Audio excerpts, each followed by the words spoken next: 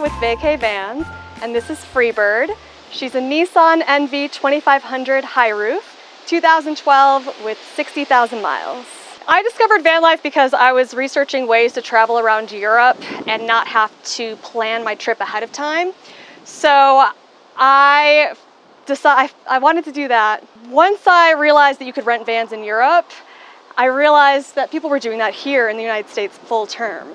So the second I discovered that that was a possibility, I went on Craigslist and I put up a search tab for sprinters or sprinter styles or high roofs.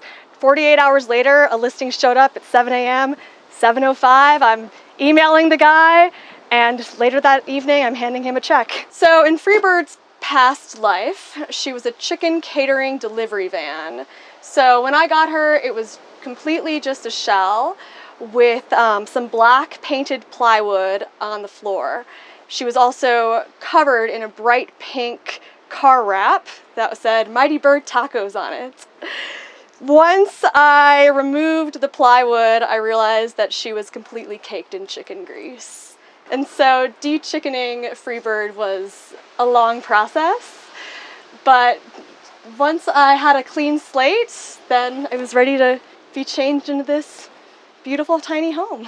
I have pictures of when she was completely covered in this magenta Mighty Bird taco wrap. And I actually got Freebird from a repo guy who listed it on Craigslist. So I got a really good deal, and I think that I got a good deal because she was wrapped up in like a big pink chicken.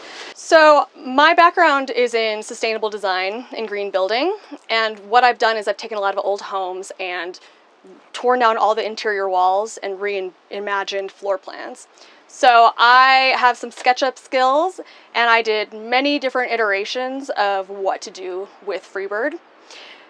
At first, the fridge was going to be over here on the side. I also played with even doing a raised bed, but ultimately I decided that having the ability to open both of the doors and have the free-flowing traffic was such a priority that that this was like the right floor plan. All right, I need to all right, I'm fine.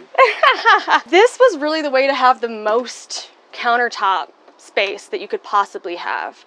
I mean, I made the bed as small as possible where you could still comfortably sleep in it and really maximize as much counter space as possible. I mean, this was completely built out so that you can have the seat pulled back as far as it needs to for a really tall person to be able to sit there. So, I mean, everything was literally measured to the 1/8 of an inch. And everything just fits what it's holding. So it's really an art where it fits, it's only as big as it has to be to fit everything that's inside of these cabinets. So this is the sink. I have a 5-gallon metal jerry can, and then this is the 5-gallon for the gray water. And if you look, the dimensions of this cabinet are absolutely exactly what they have to be able to get these in and out of this cabinetry. And it's just as high as it could be as well. This window had to be cut out exactly here because of the way that the Nissan is from the exterior. So this is as high as it can be, and this is as far over as it can be. And then down here I have a electric toilet, and this is literally, I mean, you have like an inch or two clearance on each side here for the toilet. So this is the Laveo dry flush toilet, and it's basically just a pretty expensive bucket with bags, essentially. But you press the button here, it has these cartridges on the inside, and so each cartridge lasts for about 15 to 17 flushes. So it's one bag that has a bunch of cartridges, and then there's an outer bag on the outside. And once the cartridge is done, you just take the outer bag and you throw it away, and everything is sealed up, and it is just like so low maintenance. There's no water, there's no chemicals, you don't have to do anything. And I mean, it's kind of amazing. So I went with the Laveo Dry Flush toilet, which was $600 from Home Depot. I went with this because it is so low maintenance. You know, the composting toilet is just a little bit more intensive. You know, you really have to deal with more stuff. So this was just like a really easy solution. And initially it was just going to be for, you know, maybe just for emergency use. But since I've been living in the van for 2 months, I use it every day, and it's just been great. Yeah, I've gotten some backlash because there is waste with this involved. You know, there is a lot of plastic. That said, compared to how it is in a normal home, I mean, there's no water. You're not wasting any water when you flush. There's no chemicals. So when you compare it to a traditional toilet, I really feel like it is a sustainable option. And it's just been so low maintenance. I'm very grateful. Living in a van, you become so much more conscious about what you're using and how much water you actually use. And so just to think about how many gallons is in each flush, it boggles my mind now that I realize, you know, I can go through 5 gallons. I can probably last 5 days with 5 gallons if I'm really, you know, being careful about how I'm cleaning everything. And so just the fact that I'm saving so much water in this lifestyle, I don't feel too bad about the plastic bags with this. Yeah, my fresh water is 5 gallons, and then gray water is 5 gallons as well. Initially, I was going to have a shower head attached, but 5 gallons is like a 2-minute shower, maybe. So once I realized that, I mean, honestly, at first, when I first went through the 5 gallons, it took me like 2 or 3 days, and I went through that 5 gallons like that. And that made me realize how I could be more conscious about the amount of water that I'm using. And so now I really try, when I'm washing dishes, I just try to wash things right away and just be much more sustainably minded. I have a gym membership for showers. I have a membership at Planet Fitness, and I find people in small towns on Instagram and get shower recommendations quite frequently. I also have baby wipes, and so that's fine. You know, I can last, if you're not in Texas heat, you can last a little while. So this, I actually just reorganized this, but this drawer sort of had become a junk drawer, and I went through a couple days ago and I donated a huge box of things, which is crazy to think of how much you can accumulate in 60 square feet. But this is really my office drawer now. So I have my computer, some you know, electrical cords, business cards, and I'm trying to keep it organized and useful so that it's not just accumulating junk. So I was working as an attorney for a few years, and I was doing that remotely for an internet company that's in Toronto. And then I've sort of transitioned into managing different corporate accounts. So I work with the accounting department. And I've actually worked remotely for about 7 years now. And I didn't know the van life was an option. I didn't really think about the fact that I could be traveling and working at the same time. And once I realized that there's so many people that are digital nomads doing that, I immediately jumped in, and I have loved it, and I just feel super grateful that I can do that. Yeah, I really like this fruit hammock, but I mean, apples just aren't really a great fruit to have in here. Unless you want to kind of get it a little softened up, but it is nice. I really like having hooks and things on the walls. You know, I have hooks for hats and coffee mugs and fruit. Using this space in a way where you can put things on the walls definitely is helpful when you only have 60 square feet. So this cabinetry is all reclaimed wood from the hill country in Texas. This is 1940s wood that was, it's tongue and groove, which you can still see the tongue and groove on the side. And then it was glued together and with this backing on here, and it just makes a really beautiful door front. And this is really the accent piece of the van. And I wanted to keep everything else really simple and bright and white to make the wood stand out. I love using reclaimed materials and sustainable materials. When I did the renovation, I tried to really focus on sustainability as much as I could. So the insulation is wool, which is non-toxic, moisture resistant, and sustainable.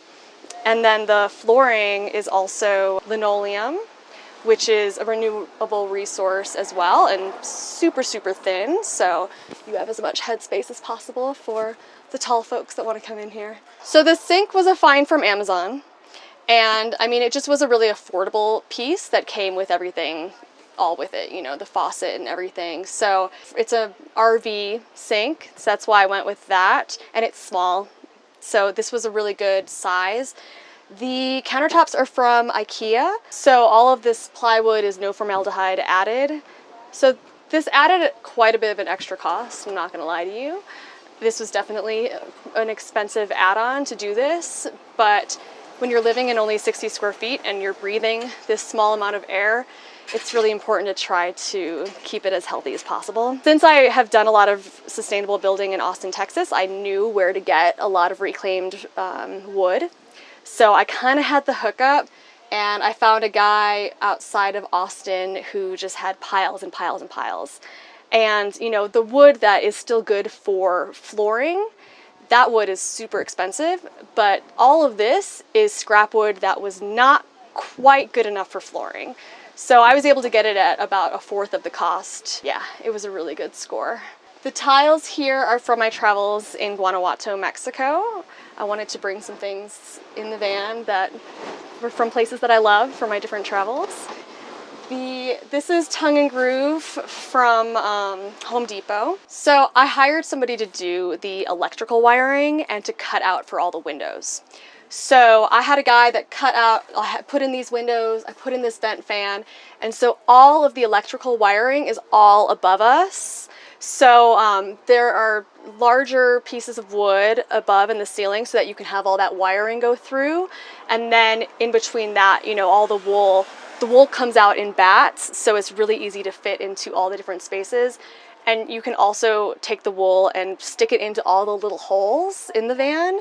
I mean, that's something you don't realize when you have a shell of a van. There's just so many little cracks and crevices. So being able to insulate it with the material in those tiny little spaces is really essential, and I can tell the difference for sure.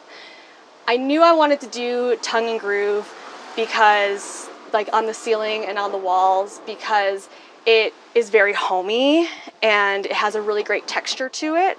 So, and this material here from Home Depot, I mean, it was very, very thin, so it was pretty easy to have it bend with the curves of the van, which is essential. So that's why I went with the Tongue and Groove. I love the Fantastic fan. I think it's pretty incredible how much air it circulates. When you have 2 windows open in here, I mean, it lowers the temperature so much. And I actually have never used the AC unit.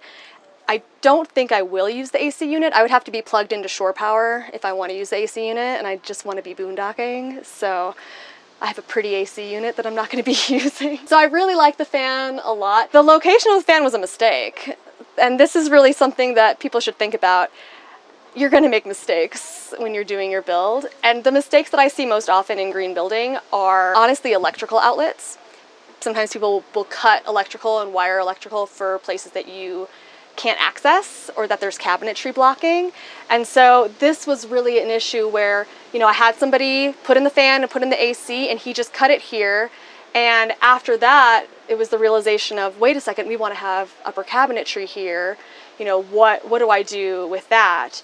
And so it worked out really well though, because I wanted this to cut back anyways, because it makes it feel so much more open. If you have one person at the stove cooking and you have one person here cutting vegetables, you want to have more headspace than right here. I probably wouldn't have had it cut back this far, but I am happy with the way that it turned out. But it's something to think about, you know, before you cut anything, think about what you're going to do. Because even, you know, one of the lights over here, it hits right against the AC.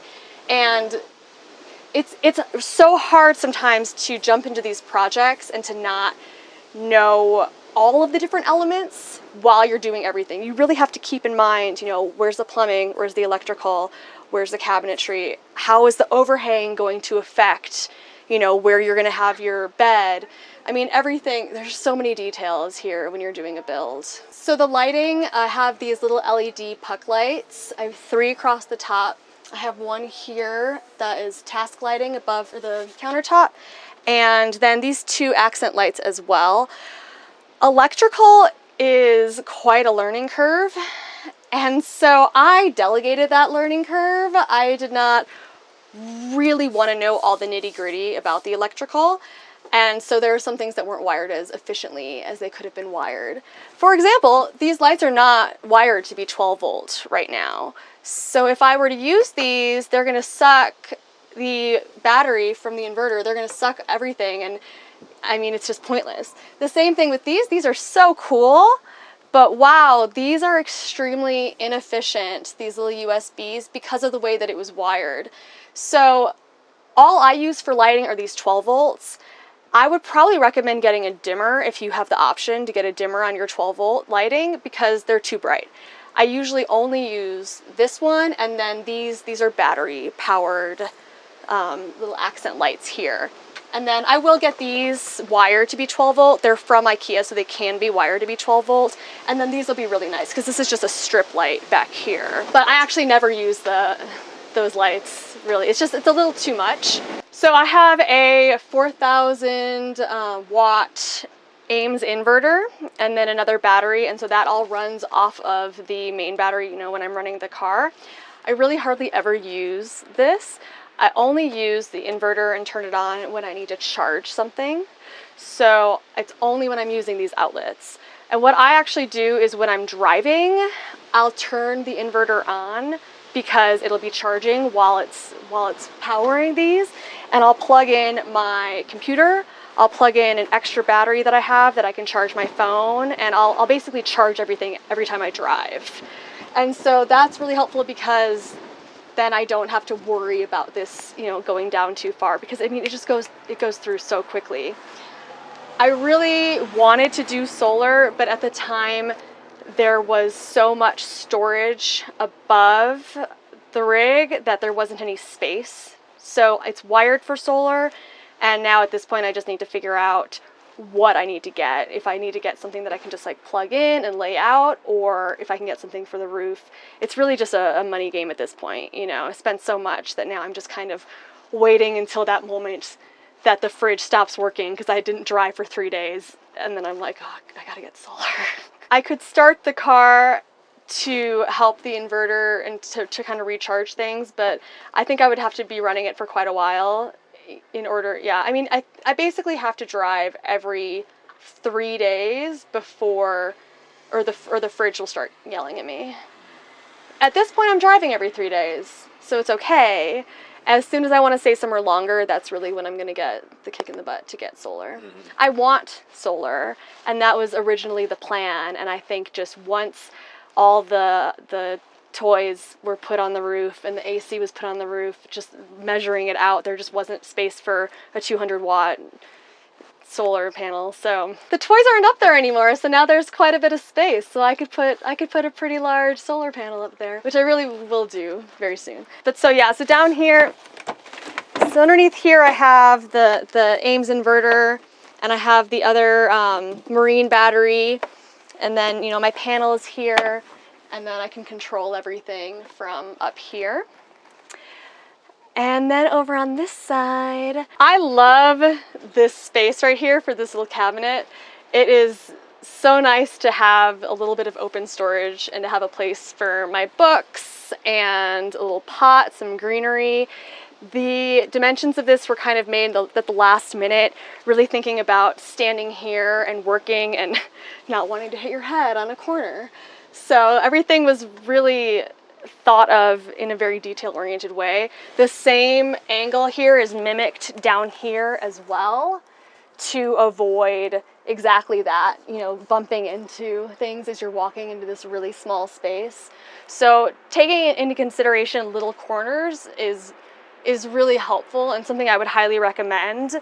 Also, if you can route all the edges of everything, I mean, it just makes it look like it's so much more finished. It's a really nice look. This upper cabinetry here, you know, also this, I mean, I had cardboard boxes here before I actually did it, you know, taping the cardboard boxes, making it as big as it could possibly be, and having people of different heights kind of come here and stand up and see, you know, if you would hit your head. And that's something that you really need to think about because you really don't want to be hitting your head every day in your home. This cabinetry is, you know, obviously the same reclaimed wood. I have all of my clothes here. Basically, these two have become my closet. This one, I have bedding in here. And then this one was sort of an extra stuff, you know, hammocks and climbing gear, things like that. So it's pretty incredible that all my clothes fit in these two cabinets here. But I don't have a lot of winter clothes, and I don't have a lot of clothes. I mean, I do laundry every 2 weeks, and I actually have already shipped back 2 boxes full of things, and most of them were clothes because I really was only wearing the same thing. Like for 2 or 3 days, and I mean, it's van life. Yeah, so the gas struts, these were all from Amazon, and it's really nice to be able to keep this open without having to hold on to it and be able to dig back in. So I highly recommend that. This also has a soft close on it, which I mean is nice, but I don't really need it. But being able to open your cabinet and being able to access everything, I mean, I highly recommend that. This wasn't very expensive to get at all. So yeah, I highly recommend it. When I first got the van, there were no windows back here. So I put in these 2 windows back here. I also put in the window above the kitchen countertop, and then there's also a window on the sliding door. If I were to do this again, I probably would have made these bigger windows. I think that the concern was that, first of all, the more windows you have, the less energy efficient your van is going to be. You're going to be hotter in the summer and colder in the winter. And second, the worry about that taking up too much storage space. That said, I mean, these are very small windows, and so if I had done it again, I probably would have done twice as long. But, you know, when you see the rigs that are all windows, the entire walls, I mean, those rigs are not going to be very energy efficient, and you're pretty limited if you do want to put any hooks or hang anything on the wall. I hired somebody to cut out and to install these windows, which was really great. And then, you know, originally the windows were framed with white, the same sort of, you know, wood here, and it just didn't have the same sort of effect visually. So coming back and getting some reclaimed wood and reframing them out with this wood, I think was really nice because it helps the windows stand out. And since everything is white, it's nice to have those accent pieces throughout the van. So the back doors were not really finished. I would say that Freebird was about 90% finished before I hit the road. And I mean, it's just one of those things where you can just keep finishing forever, but if you've set a deadline for when you have to go, you've just got to go. So I ended up later on just kind of getting this little piece of plywood and covering up. I'm probably going to do some storage here. I want to kind of sew some storage for maybe my laptop and some different pockets. But for now, you know, this is just raw, and I recently started accumulating some magnets and realizing that this is the perfect accent wall for all of my travels. And I can't believe that I just realized this. I actually got these magnets like the other day, and I'm like, oh man, I need to get magnets for all the places I've already been.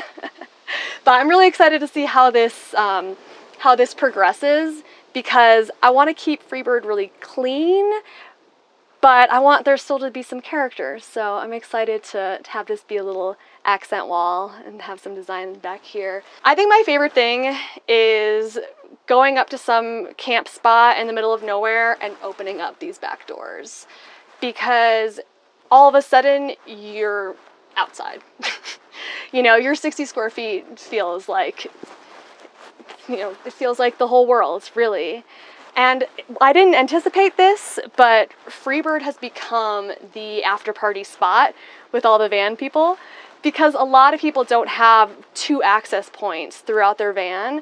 And when you open this up, I mean, I've had 10 people in here hanging out, and I mean, it's cozy, but we're having a good time. I think it's having like 2 different places that you can come in and out also, because, you know, usually you would use that whole space for cabinetry, like either the sliding door or the back, but I can just hop from the front seat into the back here. So, I mean, It's free flowing, really. So I spent a lot of time in Freebird working, and that was really the main reason that I wanted this layout, because I sit here and I work a lot. And so I have one of these back pieces here is the table, and I have two places that I can put the table.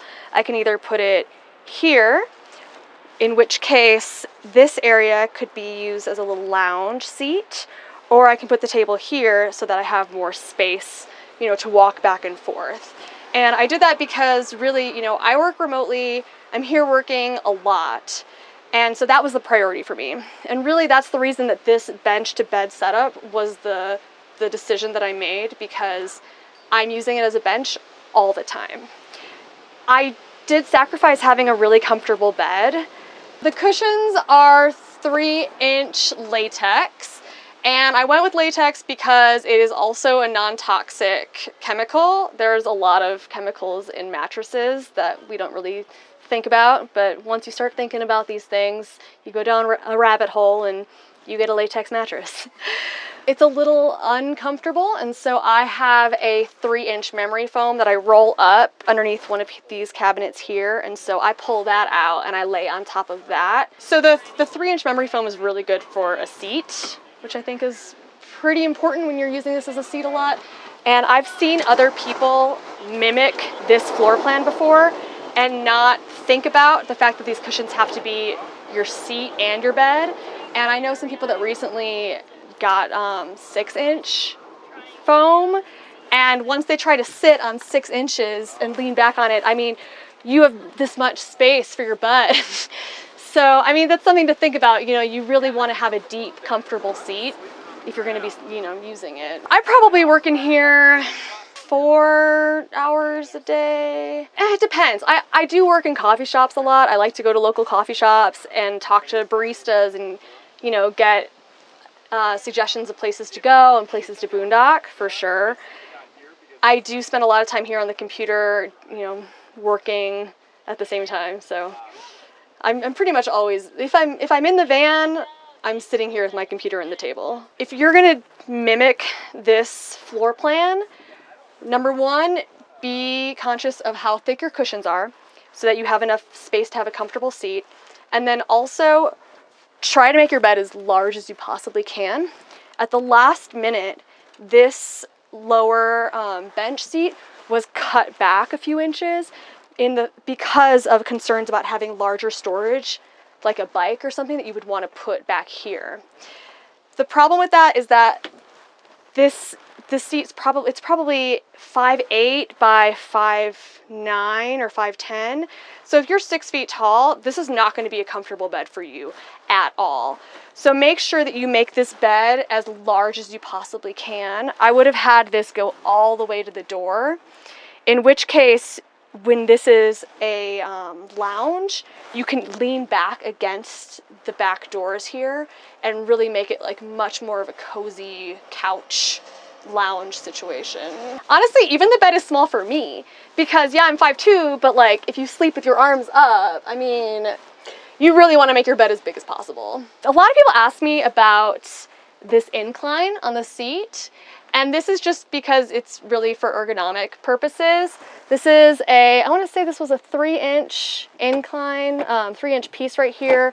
And so if you look at any bench seating, they all have the same little, maybe 15-degree incline, and it makes a huge difference. I know it seems like a small thing, but it really makes you feel so much more comfortable when you have this natural ergonomic incline here. So this might seem like something you could cut out, but I really recommend doing it. So I'll set this up like a little U shape with a table, because that's like a pretty cool option. I have the table pole here. I got this from Amazon, and I also got the bases from Amazon as well. Super affordable. So you just knock down these little hinged pieces here and make this flat, and then these back pieces go like that. A lot of people asked me why this is doubled up. And this is doubled up because then you can have 4 back pieces because everything is plug and play. So each of these is like the backrest and they fit in the middle. I did the cushions. I have some sewing experience and I made the cushions a little bit bigger than they needed to be so that you had to kind of make it real snug to avoid having the cracks in the middle here.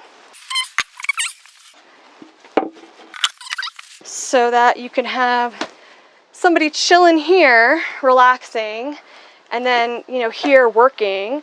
So you have this U shape and it's so much more space. I'm not a creature of habit, so I really switch this up a lot. I mean, sometimes I will just make this portion the bed and I'll sleep this way. Sometimes I will make the whole bed and I'll sleep in the other direction. So it really depends on how I'm feeling and how much stuff I have hanging around that I need to move aside. But so the sleeping is pretty unpredictable. That changes a lot. But every day I make this into the bench because I like having the openness. I always have the back doors open and I always have the table set up somewhere. Usually I have the table set up in the back because then it's out of the way. This was in case, you know, I had pets or more people here that were chilling, and so that this could be an extra counter if I wanted to use it when I'm cooking. But I actually don't need that because I actually have a pretty decent amount of counter space. So I don't keep the table here this often, but it's nice to have this as an option. But yeah, I would have to like kind of twist it if I want to be moving around. So typically the table is back there, but this is nice in case somebody wants to take a nap. I painted everything white. And if I were to go back, I would probably maybe do like a white wash on the wood instead of painting all the wood white, because I mean, it really does get dirty very quickly. You may not be able to see it in a video or in a picture, but when you're in it, you see it. So this is an option where you can have half of this set up like a bed and then half of this set up like a little dinette area. But really, if you want to sleep comfortably, you're going to want to make this whole thing into a bed. So then these back pieces here also go in the middle, just like the other two. Sunburn.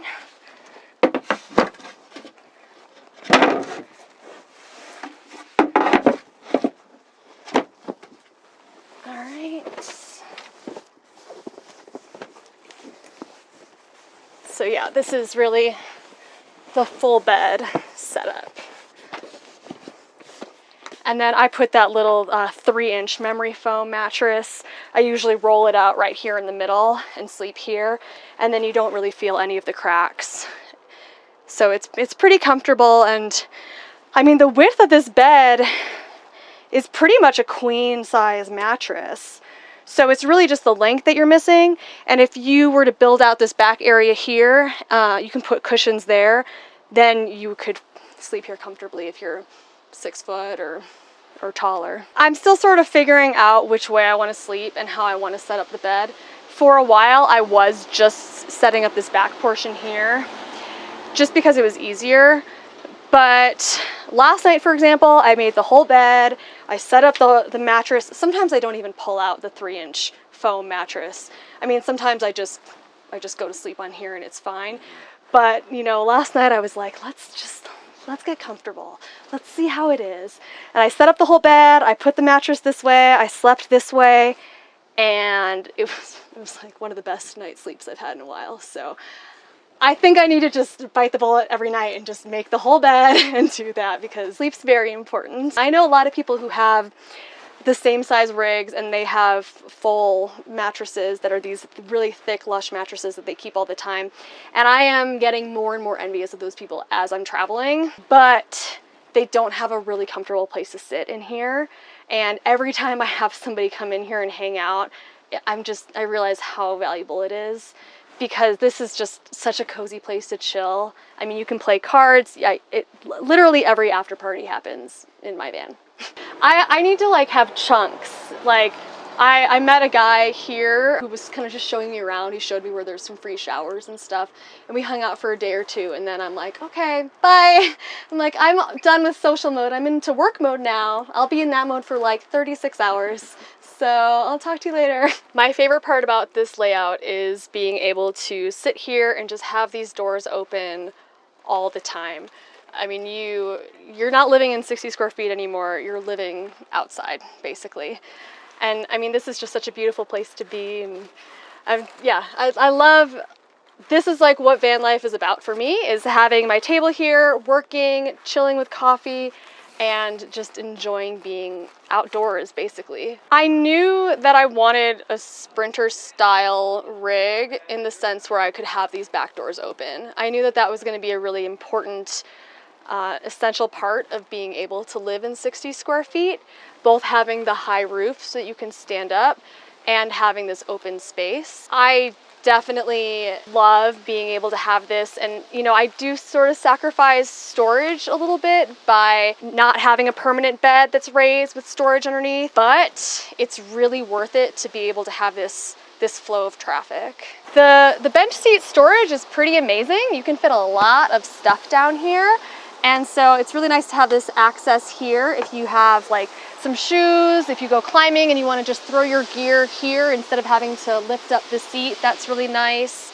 So it's nice to have access both from the side and from the top, and it looks nice. The hooks, I highly recommend hooks. Hooks are a big part of van life. You want to have as many hooks as possible. This is my 3-burner stove, which is a little excessive. I don't think I've ever actually used 3 burners at once, but it's really nice to have, you know, in case I wanted to do that. I have pretty much all of my kitchen storage in this drawer here. Once you live in a van, you realize that you don't really need more than 1 fork, maybe 2 in case you have company, you know, 2 bowls, 2 plates, 2 forks, and you're good to go. I've got 1 coffee cup and I'm fine. Since I moved the fridge up here in between the 2 front seats, I was able to have a really great place to have trash. When I was staying in a van for a month in Europe last summer, trash was the biggest issue. There was no place to put your garbage, and so really garbage just accumulated everywhere. You know, underneath the bed, along by the door. And so that was something I really wanted to be aware of. So I have dedicated trash and dedicated recycling. There's no recycling in Mammoth where I am, so that one's full. And then if you look, I mean, this cabinet was built exactly for these pull-out units. There's 1/8 of an inch of clearance on each side and above. So this was really made as small as it possibly could be to fit the purpose of the trash and recycling. So when I'm cooking, what I typically do is I will raise up this counter here, and this is really all the space that I need. This is awesome. I spent a long time figuring out how small I could make this door opening. And so this is just about 24 inches, and it's a little tight, but it's just for ingress and egress, so it's fine, you know. So this is pretty big, and I definitely cut this down, but it works fine, and it's a great use of space. For the 3-burner stove, I have a propane tank here. It's underneath this seat, and I have one of the smallest little propane tanks that you can get, and honestly, it's already lasted me for 10 weeks. And I make coffee every morning, I boil rice, I make egg salad. I mean, I've been using it. So propane's kind of amazing. Since living in the van, I cook in here pretty much 80% of my meals, maybe even 85% of my meals. I have sort of made a mental list of about 6 or 7 different dishes that I can make and save over a week. So I will go to the store and I'll buy, you know, a bunch of things to make a fruit salad for breakfast that I could eat on for a week, you know, a meal for lunch and a meal for dinner, and I'll just cook everything at once. And then I have more to-go containers than, you know, I probably should in the van, but I really keep them full all the time because I just knock out my meals for the week Really the only times that I go to restaurants, I go to coffee shops a lot for working, so I always end up buying something there. But honestly, every time I buy something there, I'm like, why did I buy this? You know, I'm eating a muffin and I'm like, oh, I could be having like this healthy broccoli salad I have in the van. So I really don't eat out that often unless a place is really highly recommended, or, you know, if I meet some people on the road and we go out to dinner. But mainly when it comes to eating and drinking, I buy coffee and I'll get beers with people that I meet. I do that a lot. I love this kitchen setup. I am super happy with this kitchen setup. I mean, if you think about it, I have everything that I need. Realizing that you don't need a lot of kitchen stuff, you can fit most of your kitchen stuff in one drawer, you know? I mean, I have a hook here for a coffee mug, and I was thinking about getting more hooks for, you know, pots and pans, but everything just fits right in here. This is a really deep drawer, so I'm happy with that. I love being able to sit here or stand here and cook, have my coffee, have my water boiling, and have this door open so that I can enjoy the view and, you know, see outside. I put in this window here because of that reason. It's really nice to have a high window at night. You know, I can leave that open and not worry about someone being able to see in because I'm just so much higher. And then during the day, it's at eye level. So if it is cold outside or raining, I still have some light coming in. It's really nice to have light in your kitchen where you're cooking. And so having this window too, I mean, this is really nice task lighting, just the natural light that comes out here. You know, if you think about it, people always have under cabinet lights, and that's really the reason, is because you want to have this light for anything that you're doing. One huge score is this upper cabinetry here. This is kind of insane, like how deep this cabinetry goes. This whole thing was ripped out, and I'm so grateful that I decided to do that, because capturing this space for storage is amazing. I mean, it's really deep. I've got camera gear, sleeping bag, these are all my window coverings. So this is the stuff that I use every day. And I like that this is a little bit lower than the other cabinetry there since I'm short. I can pretty easily access this. So it's like the convenient go-to. And then what I decided to do was have this cabinet hinge this way so that I could have a little makeshift vanity. So all of a sudden my kitchen turns into a little bathroom setup, which is really nice. So, you know, I can kind of feel like I'm in a home, you know, brushing my teeth and washing my face and accessing everything. I've all, you know, toiletries and stuff here, everything for when I shower, and, you know, cleaning supplies. So it's funny how the little things make such a big difference. But this, I mean, seriously, being able to kind of brush my teeth and feel like I'm in a regular bathroom and getting ready is invaluable. So just making that little change was a pretty big difference. Yeah, I was like, oh, this needs to do this. Because, you know, because I'm very much like thinking about how is this going to work? Like, I'm going to wake up and I'm going to stand here and I'm going to do this. Where's my toothbrush? Where's this? You know, because you want everything to be reachable and easy in this sort of situation, especially if you're building a home out of nothing, you know? So I really did a walkthrough of, I'm at the sink, what do I do? You know, and that was when I had the idea to turn this into a little storage area for the bathroom stuff. Another eureka moment was realizing that the fridge could go in between these two front seats. I decided to rip off the armrests here. The fridge is basically the same height as the armrest, so you still have that armrest if you really need it. In Europe, when I rented a van, I used a Dometic fridge that was a pull-out, and I really liked that, and I thought about that a lot, but the dimensions of it just didn't quite work with this setup. It's a little bit smaller of a unit, and it needed to be too deep. So when I realized that I could get this Dometic fridge and it would fit perfectly, it was like, ah. And this fridge is huge. I mean, I can fit multiple gallons of milk if I really want to. I've got all of my to-go containers with all of my food that I make, and it's really, I love this thing. So the fridge is 12 volts, which is really great, and you know, I can run it for 3 days without even turning on the car because it just runs through the inverter. So this is also, I have got this little platform here that holds it in place, which is really important.